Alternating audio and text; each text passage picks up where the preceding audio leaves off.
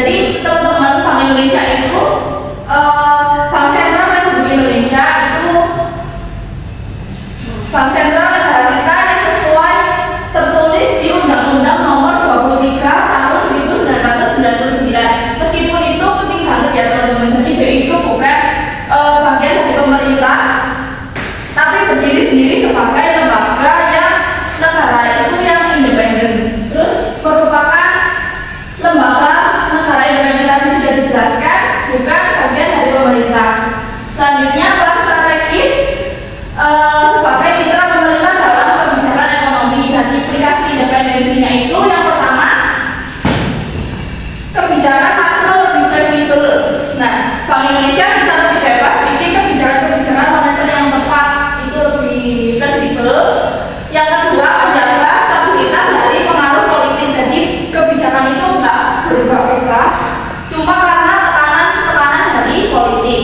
Yang ketiga, meningkatkan kepercayaan pasar. Jadi kepercayaan investor dan masyarakat ke Bank Indonesia itu semakin tinggi karena itu tadi tekanan-tekanan yang ditekankan dari pihak politik. Next.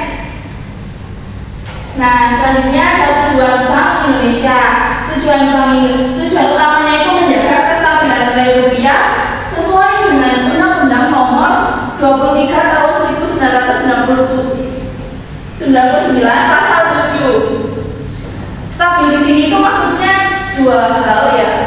Yang pertama, nilai tukar rupiah itu terhadap dolar atau mata uang asing. Yang kedua, daya beli terhadap barang dan jasa. Jadi daya beli masyarakat atau biasa alias supaya harga barang nggak naik terus atau terjadinya inflasi. Baik, kita lanjut tadi sampai di pendekatan inflation targeting framework. Jadi itu salah satu sistem yang dimiliki oleh Bank Indonesia. Jadi itu bersama-sama pemerintah mereka itu menentukan target inflasi tiap tahunnya. Lalu Bank Indonesia ini mengatur kebijakan agar inflasinya itu sesuai dengan target. Jadi kalau rupiahnya ini stabil, hasilnya akan banyak, itu akan menyebabkan investor menjadi percaya. Dunia usaha bisa berjalan dengan lancar dan ekonominya akan tumbuh, masyarakatnya lebih sejahtera. Next. Selanjutnya tugas pokok Bank Indonesia itu sesuai dengan pasal 8 Undang-Undang Nomor 23 Tahun 1999. Yang pertama itu kebijakan moneter. Jadi menetapkan dan melaksanakan kebijakan moneter ini berkaitan dengan mengatur uang yang beredar dan inflasi. Bank Indonesia selanjutnya yaitu sistem pembayaran. Jadi mengatur dan menjaga sistem pembayaran itu sangat penting supaya apa?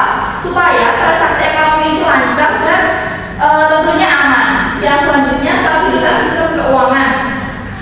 Menjaga stabilitas sistem keuangan juga sangat penting, tidak kalah penting dengan sistem pembayaran tadi, biar enggak ada krisis keuangan seperti zaman dahulu di tahun 1998. Next. Nah, kebijakan moneter Bank Indonesia. Untuk menjalankan tugas moneter Bank Indonesia ini mempunyai beberapa alat, misalnya itu suku bunga, operasi pasar terbuka, giro wajib minimum atau seringkali disebut GWM, fasilitas likuiditas Bank Indonesia. Adapun tujuannya itu agar menjaga inflasi, mendukung pertumbuhan dan menstabilkan nilai tukar. Next, sistem pembayaran. Jadi Bank Indonesia juga bertanggung jawab atas sistem pembayaran baik tunai maupun non tunai ya. Bank Indonesia ini dia mendistribusikan uang kartal juga. Lanjut, mengembangkan sistem seperti yang zaman sekarang uang digital, QRIS, BIFAS, RTGS, SKNBI juga. Mengawasi penyedia jasa pembayaran biar aman dan efisien. Itu merupakan juga tujuan dari sistem pembayaran yang sudah berjalan. Next. sistem keuangan.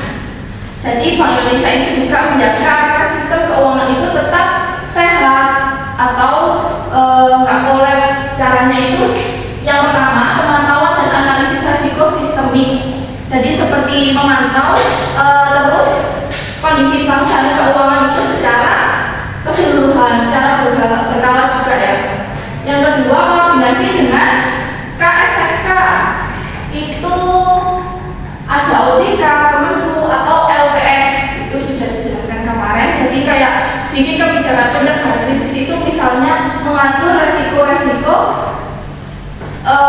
rasio aturan pinjaman atau LTF dan cadangan likuiditas. Next. Terima kasih. Mungkin ada studi kasusnya.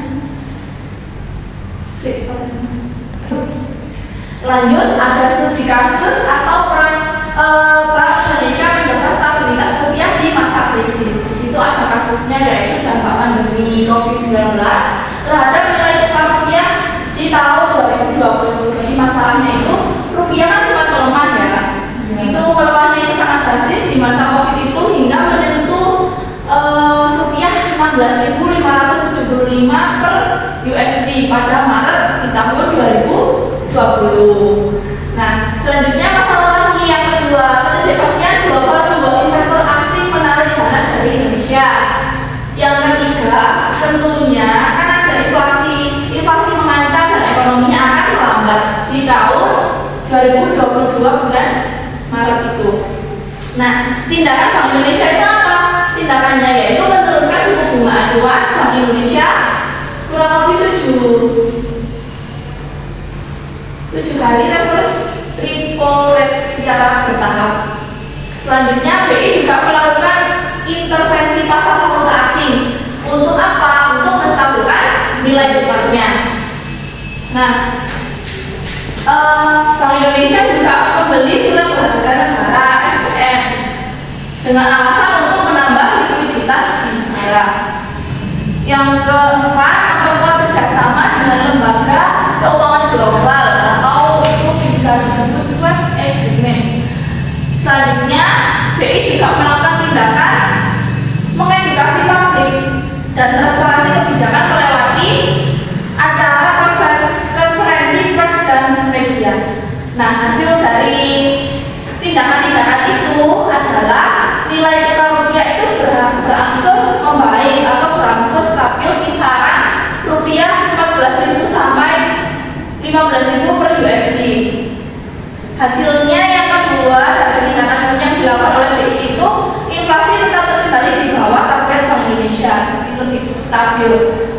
Yang terakhir, kepercayaan investor kembali meningkat. Jadi dengan tindakan yang dilakukan oleh BI di atas tadi yang sudah dijelaskan itu kepercayaan investor kembali meningkat.